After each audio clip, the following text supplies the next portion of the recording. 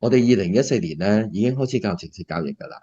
咁今次嘅講座咧，我哋會講解一啲 TradingView 嘅基本用法，包括點樣用 TradingView 寫交易策略啦，同埋將 TradingView 連接券商做 Auto Trade 嘅原理。咁另外啦，我哋改良咗一啲好熱門嘅交易策略啦，例如 Inner Circle Trader 嘅策略啦。其中一個我哋改良咗咧，用嚟專炒美期嘅版本咧，咁個勝率咧係有80.8%嘅。咁今次嘅講座咧，我哋都會講解咧改良呢啲策略嘅原理嘅。